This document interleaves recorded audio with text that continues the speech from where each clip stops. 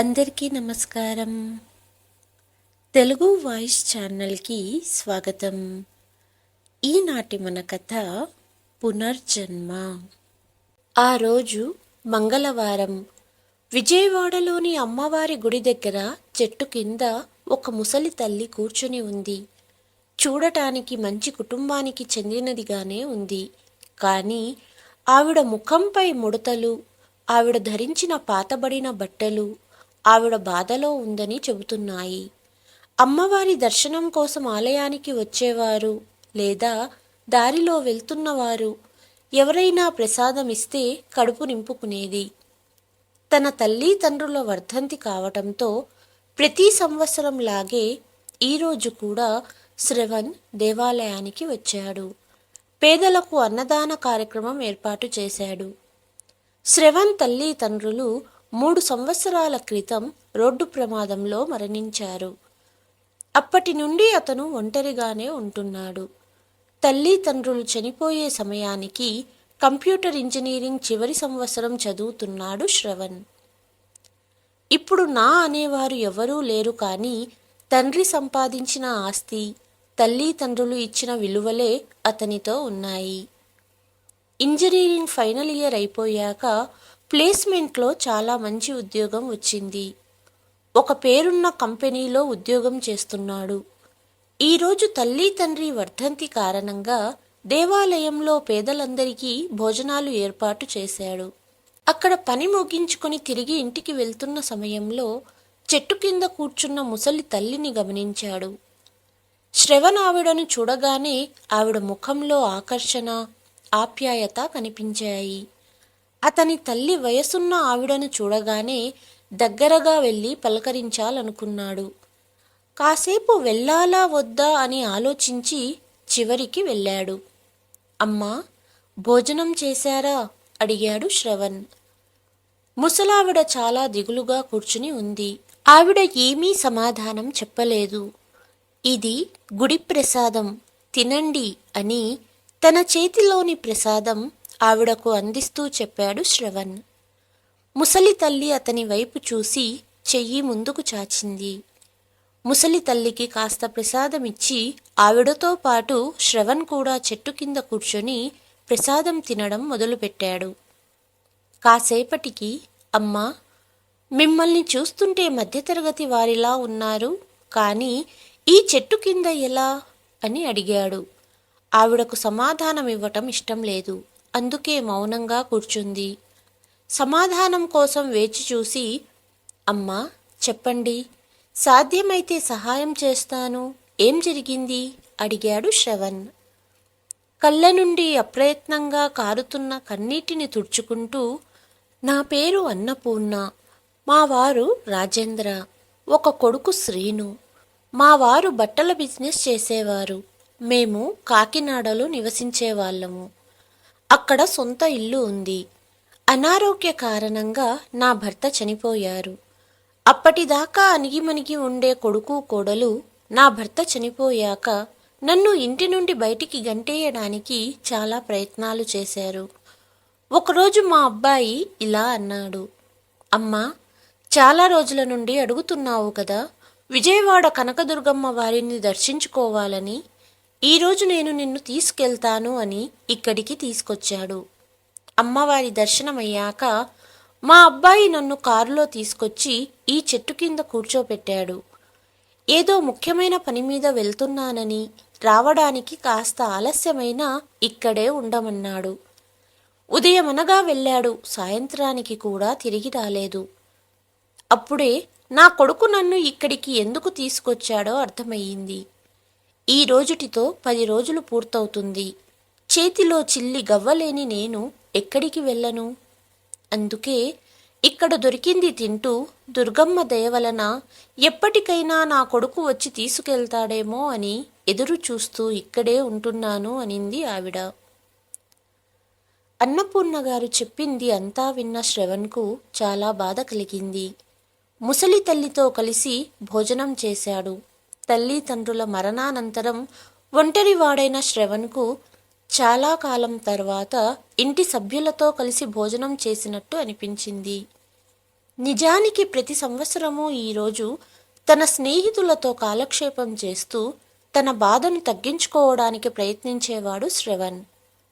కానీ ఈరోజు ముసలి తల్లితో కాసేపు మాట్లాడినప్పుడు తనలో చాలా ఆనందం కలిగింది. అమ్మా, నాతో పాటు మా ఇంటికి వస్తావా అని అడిగాడు శ్రవణ్. కన్న కొడుకే నన్ను కాదని ఇంట్లో నుండి వెళ్ళగొట్టాడు. నన్ను మీ ఇంటికి తీసుకెళ్ళి ఏం చేస్తావు బాబూ? ఈ దేవస్థానంలోనే నా జీవితాన్ని ఇలాగే గడుపుతాను అన్నది ఆవిడ. అమ్మా, నా తల్లి తండ్రులు రోడ్డు ప్రమాదంలో చనిపోయారు. నేను ఈ ప్రపంచంలో ఒంటరిగా ఉన్నాను. ఇప్పుడు మా ఇంట్లో నేను తప్ప మరెవరూ లేరు. మీ మాట తీరు సరిగ్గా మా అమ్మలా ఉంది. నీతో మాట్లాడిన కొద్దిసేపటికే ఏదో తెలియని సంతోషంగా ఉంది. మీరు నాతో ఉంటే నా ఒంటరితనం దూరమవుతుంది. నాకు చాలా బాగుంటుంది. నన్ను నమ్మండి, మీకెటువంటి ఇబ్బంది ఉండదు. వీలైతే రోజూ భోజనం వండి ఇల్లు చూసుకోండి. మీకు కూడా ఉండడానికి ఇల్లు దొరుకుతుంది అన్నాడు శ్రవణ్. బాబూ, నువ్వు ఈరోజు బాధలో ఉన్నావు కాబట్టి నన్ను తీసుకువెళ్తానంటున్నావు. నాకు తెలుసు, 2 రోజుల్లో నువ్వు కూడా నన్ను ఇంటి నుండి బయటకు గెంటేస్తావు. దొరికింది తింటూ నేను దేవాలయంలో ఉంటాను. నువ్వెళ్ళు అనింది ముసలి తల్లి. అమ్మా, తల్లి తండ్రులను భారంగా భావించే కొడుకులు ఉంటారు. కానీ అందరూ అలా ఉండరు కదా. తల్లి తండ్రుల నీడ కోల్పోయి ఒంటరిగా ఉన్న నాకు తెలుసు. నా అనేవాళ్ళు లేకపోతే కలిగే బాధ. నిన్ను ఎప్పటికీ భారంగా భావించను. అమ్మవారి దేవాలయంలో మాట ఇస్తున్నాను అన్నాడు శ్రవణ్. ఇక అమ్మ ఏమీ మాట్లాడలేకపోయింది. శ్రవణ్ అమ్మ చెయ్యి పట్టుకొని, రామ్మా, ఎక్కువగా ఆలోచించకు అంటూ ముసలి తల్లిని బైక్పై కూర్చోబెట్టుకొని తన ఇంటికి తీసుకెళ్లాడు. ఇంటికి వెళ్ళాక శ్రవణ్ ముసలి తల్లికి ఇంట్లో ఏ సామాను ఎక్కడుందో అన్నీ వివరించాడు. అప్పటి నుండి ప్రతిరోజు శ్రవణ్ సమయానికి ఇంటికి వచ్చేవాడు. అమ్మ అతని కోసం భోజనం సిద్ధం చేసి అతని రాక కోసం ఎదురు చూసేది. ప్రతిరోజు రాత్రిళ్ళు కబుర్లు చెప్పుకునేవారు ఇద్దరు. ఇప్పుడు అమ్మకి సొంత ఇల్లు దొరికింది. శ్రవణ్కు తల్లి రూపంలో అన్నపూర్ణ దొరికింది. ప్రతిరోజు శ్రవణ్ నిద్రలేచే సమయం కంటే ముందే అమ్మ ఇల్లంతా ఊడ్చిపెట్టి స్నానపానాదులు ముగించి పూజ చేసేది. అన్నపూర్ణ ఇంటిని చూసుకునే తీరు, తన కోసం సమయానికి భోజనం తయారు చేయడం, ఇవన్నీ శ్రవణ్కు మళ్ళీ తన సొంత తల్లి ఇంట్లో తిరుగుతున్నంత ఆనందంగా ఉండేది. ఒకరోజు నిద్రపోతున్న శ్రవణ్ నుదుటిపై చెల్లటి వేళ్ల స్పర్శ తగిలింది. బాబూ శ్రవణ్, చాలా పొద్దుపోయింది, ఆఫీస్కు వెళ్ళవా అని నిద్ర లేపింది అన్నపూర్ణ. తన తల్లి బ్రతికి ఉన్నప్పుడు కూడా ఇలాగే రోజూ పూజ చేసి శ్రవణ్ కాలేజీకి వెళ్ళాలి కదా అంటూ పక్కనే కూర్చుని అప్పుడే పూజ చేసిన సువాసన వెదజల్లుతున్న చేతులతో తల వెంట్రుకలు నిమిరేది. ఈరోజు కూడా అన్నపూర్ణ అలాగే తన తల నిమరడంతో శ్రవణ్ అన్నపూర్ణ చేతిని నుదుటిపై ఉంచి, అమ్మా, నాకు జీవితాంతం మీ ఆశీర్వాదం కావాలి అని చెప్పాడు. దానికి ఆ అమ్మ కళ్ళు మూసుకొని కన్న కొడుకు ఇంటి నుండి తరిమేసినా శ్రవణ్ను పరిచయం చేసినందుకు మనసులో భగవంతుడికి కృతజ్ఞతలు చెప్పింది. నిన్ను వదిలి నేను ఎక్కడికి వెళ్ళను. సరే కాని ఆఫీస్కు వెళ్ళే టైం అయింది, రెడీ అవ్వు అన్నది. లేదమ్మా, నేను నా ఫ్రెండ్స్తో కలిసి ఒక చిన్న ఫ్యాక్టరీ తెరవాలని నిర్ణయించుకున్నాను. ఈరోజు ఆఫీసుకు వెళ్ళను. ఆఫీసుకు రాజీనామా ఇచ్చేశాను. ఈరోజు 11 గంటలకు ఫ్యాక్టరీకి పూజ చేయిస్తాము. నీ చేతులతోనే పూజ జరగాలి అన్నాడు శ్రవణ్. అది విని అమ్మ చాలా సంతోషించింది. నువ్వు సరైన నిర్ణయం తీసుకున్నావు. అమ్మవారి ఆశీస్సులతో నీ చిన్న ఫ్యాక్టరీ కూడా చాలా పేరు సంపాదించుకోవాలి అన్నది అన్నపూర్ణ. ఫ్యాక్టరీని స్థాపించి తన చదువుకి తగ్గట్టు ఆ ఫ్యాక్టరీలో కంప్యూటర్స్కి సంబంధించిన వస్తువులను తయారు చేశారు. అందరూ కష్టపడి పనిచేయటం వలన ఫ్యాక్టరీ చాలా వేగంగా పురోగమించింది. దాని వలన శ్రవణ్ బిజీ అయిపోయాడు. ఒకరోజు రాత్రి ఆలస్యంగా ఇంటికి వచ్చిన శ్రవణ్కు భోజనం పెడుతూ, శ్రవణ్, జీవితంలో పని మాత్రమే ముఖ్యం కాదు, పనికి మద్దతు కూడా కావాలి. మంచి అమ్మాయిని చూసి పెళ్లి చేసుకో అన్నది అన్నపూర్ణ. అమ్మ మాటలు శ్రవణ్కి కూడా తగినవిగా అనిపించాయి. కానీ ఫ్యాక్టరీ పనులతో అతను చాలా బిజీ అయ్యాడు. అందుకే తన జీవితంలో ఎప్పుడూ దీని గురించి ఆలోచించలేదు. అమ్మా, నేను పెళ్లి గురించి ఆలోచించనే లేదు. కానీ మీకు ఒకటి చెప్తాను. నా మనసులో కీర్తి అనే అమ్మాయి ఉంది. నాకు చాలా ఇష్టం. ఈ విషయం తనతో ఎప్పుడూ చెప్పలేదు. కీర్తి మా నాన్నగారి స్నేహితుడి కూతురు. ఇద్దరం కలిసి చదువుకున్నాం. చదువు పూర్తయ్యాక ఉద్యోగం చేస్తూ అప్పుడప్పుడు కీర్తిని కలిసేవాడిని.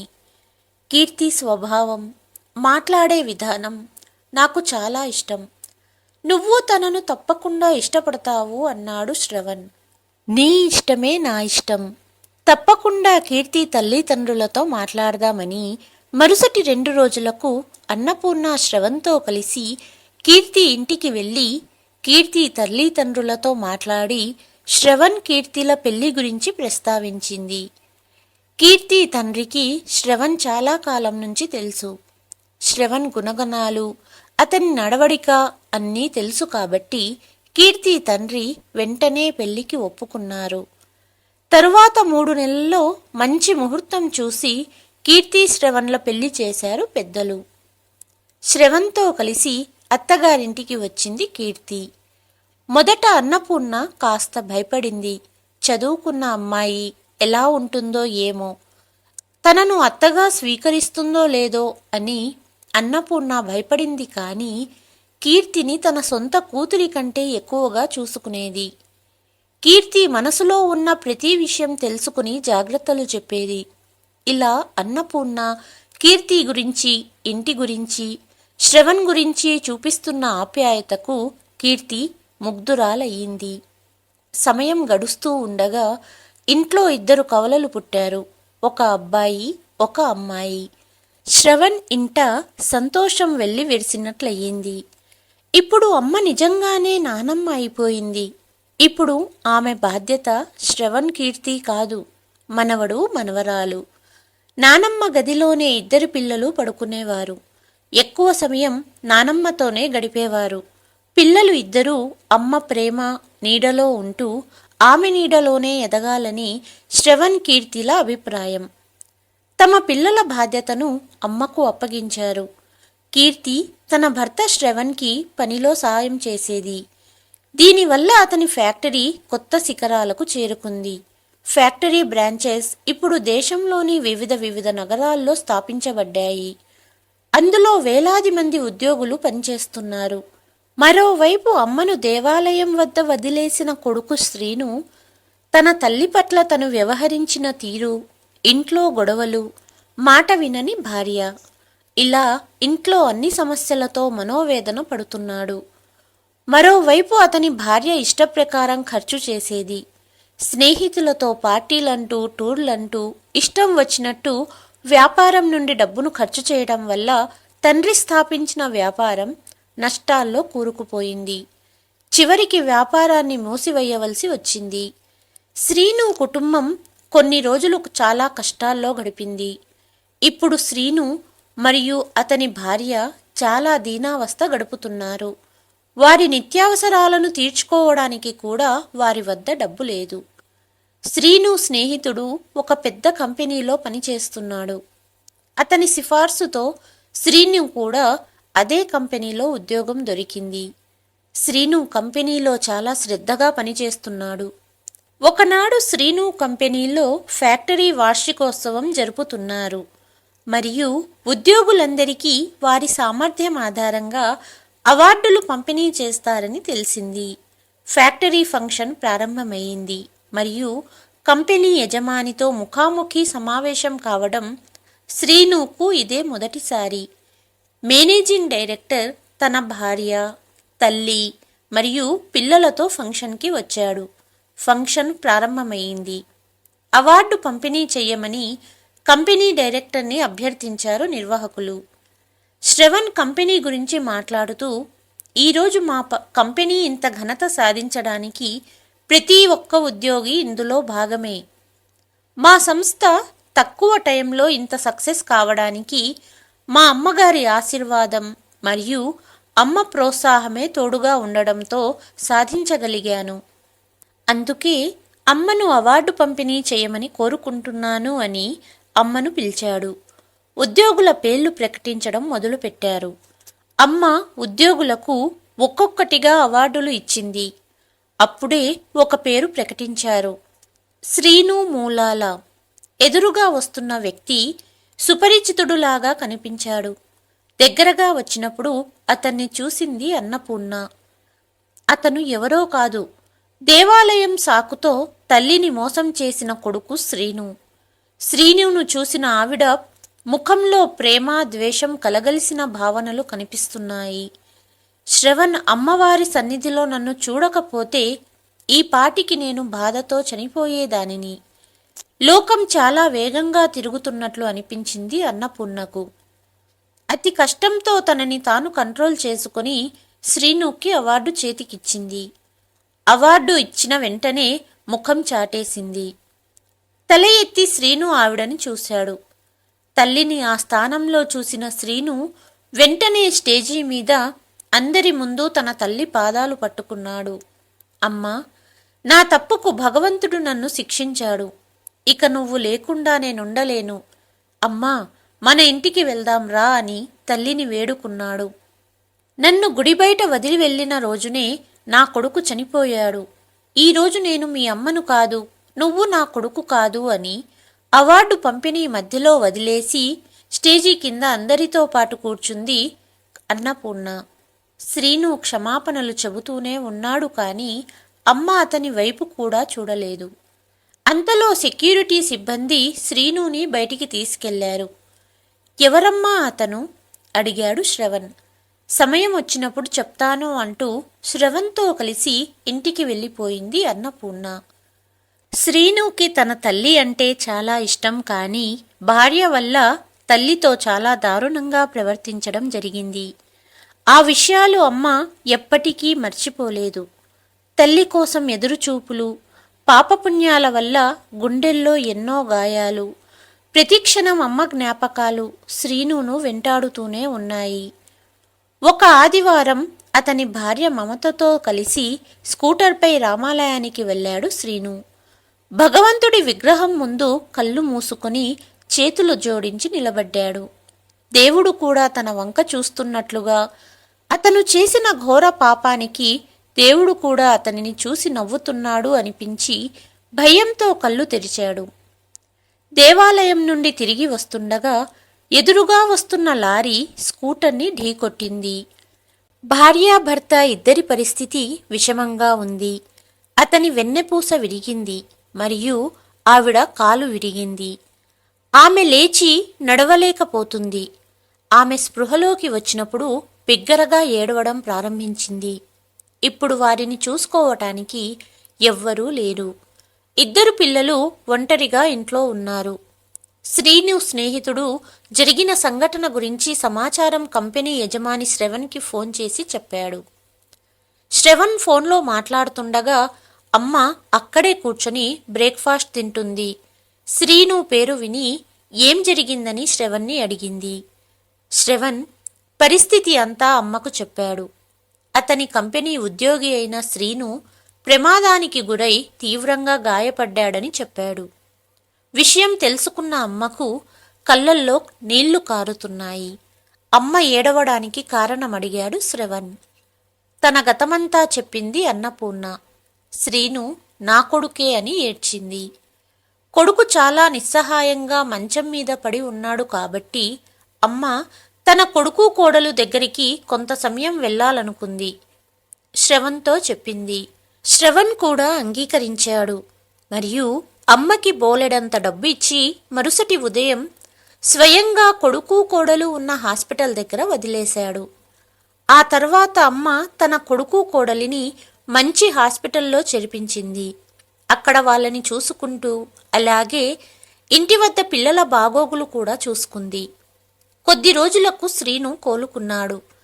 అమ్మ శ్రవణిచ్చిన డబ్బు శ్రీను చేతిలో పెట్టింది. కొడుకుతో మళ్ళీ వ్యాపారం మొదలు పెట్టించింది. శ్రీను వ్యాపారానికి శ్రవణ్ చాలా సాయపడ్డాడు. ఇప్పుడు శ్రీను మరియు అతని భార్య మమత ఆరోగ్యం పూర్తిగా కుదుటపడింది. శ్రీను వ్యాపారం కూడా బాగానే జరుగుతుంది. ఒకనాడు ఉదయం అందరూ కూర్చుని టిఫిన్ తింటున్నారు. ఇప్పుడు మీ ఇద్దరి ఆరోగ్యం బాగానే ఉంది, అలాగే వ్యాపారం కూడా బాగానే నడుస్తుంది కాబట్టి ఇక నేను బయలుదేరే సమయం వచ్చింది అన్నది అన్నపూర్ణ. భార్యాభర్త ఇద్దరూ పునర్జన్మ ఇచ్చిన అమ్మ కాళ్ల మీద పడ్డారు.